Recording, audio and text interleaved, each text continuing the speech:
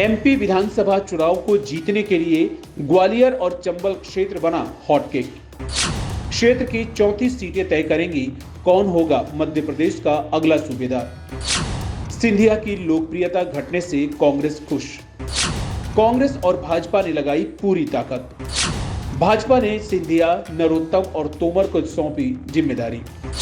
कांग्रेस से कमलनाथ, दिग्गी और गोविंद सिंह ने संभाली जिम्मेवारी। मध्य प्रदेश विधानसभा चुनाव को लेकर बीजेपी और कांग्रेस अपनी अपनी रणनीतियों के हिसाब से आगे बढ़ रही हैं। 2020 में हुई सियासी घटनाक्रम के बाद कांग्रेस की नजर इस बार सबसे ज्यादा ग्वालियर और चंबल इलाकों पर है। वहीं ज्योतिरादित्य सिंधिया के बीजेपी में आने के बाद से बीजेपी की भी उम्मीदें इस क्षेत्र में बढ़ गई हैं। 2018 के चुनाव में यहां कांग्रेस का प्रदर्शन अच्छा था, जबकि उपचुनाव में बीजेपी ने बाजी मारी थी। ग्वालियर और चंबल को साधने के लिए बीजेपी और कांग्रेस अपने अपने प्रमुख चेहरों के साथ साथ इन इलाकों के बड़े नेताओं को जिम्मेदारी देकर चुनावी माहौल बनाने में जुटी हुई है। आइए जानते हैं बीजेपी और कांग्रेस के वो 5 नेता कौन से हैं जो 2023 के विधानसभा चुनाव को लेकर इस क्षेत्र में अहम रोल निभा सकते हैं। 2020 से पहले ज्योतिरादित्य सिंधिया कांग्रेस में थे। ग्वालियर और चंबल को ज्योतिरादित्य सिंधिया का गढ़ माना जाता है। यहाँ की जनता सिंधिया को श्रीमंत या फिर महाराज कहकर संबोधित करती है। इस अंचल में विधानसभा की 34 सीटें हैं। ज्योतिरादित्य सिंधिया के बीजेपी में शामिल होने के बाद इस बार यहाँ मुकाबला दिलचस्प है।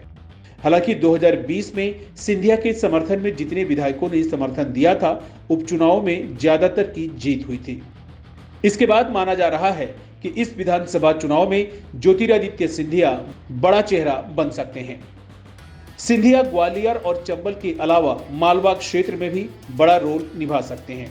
सिंधिया फिलहाल केंद्र सरकार में मंत्री हैं। नरोत्तम मिश्रा मध्य प्रदेश सरकार में गृह मंत्री हैं। दतिया विधानसभा सीट से विधायक हैं।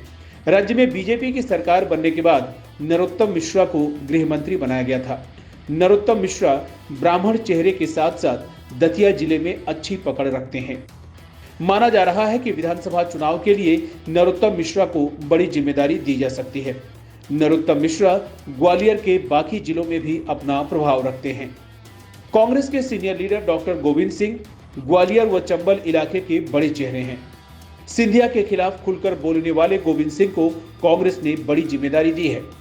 कमलनाथ के नेता प्रतिपक्ष का पद छोड़ने के बाद डॉक्टर गोविंद सिंह को नेता प्रतिपक्ष बनाया गया। कांग्रेस का फोकस शुरू से ही इस इलाके को साधने का रहा है। नगरीय निकाय चुनाव में कांग्रेस ने ग्वालियर में जीत दर्ज की थी, जिसके बाद से यहां के नेताओं में उत्साह है। गोविंद सिंह भिंड जिले की लहार विधानसभा सीट से लगातार 8वीं बार विधायक हैं। केंद्रीय कृषि मंत्री नरेंद्र सिंह तोमर बीजेपी का बड़ा चेहरा है। विधानसभा चुनाव के लिए पार्टी ने उन्हें भी बड़ी जिम्मेदारी दी है। तोमर सक्रिय राजनीति के साथ साथ संगठन के भी मजे हुए खिलाड़ी हैं। विधानसभा चुनाव को लेकर लगातार तोमर इस इलाके का दौरा कर रहे हैं। तोमर अभी मुरैना संसदीय सीट से सांसद हैं। तोमर प्रधानमंत्री नरेंद्र मोदी और अमित शाह के भी करीबी माने जाते हैं। वी.डी. शर्मा बीजेपी प्रदेश अध्यक्ष हैं, वो भी इस क्षेत्र से आते हैं। विधानसभा चुनाव को लेकर संगठन की सबसे बड़ी जिम्मेदारी उन्हीं के पास है। बीजेपी लगातार वी.डी. शर्मा के सहारे पूरे प्रदेश को भी साधने में लगी है। वी.डी. शर्मा खजुराहो लोकसभा सीट से सांसद हैं। फिलहाल बीजेपी अपने सभी बड़े नेताओं के सहारे इस क्षेत्र को जीतने का प्लान बना रही है। 2018 में बीजेपी को यहां बड़ा नुकसान हुआ था।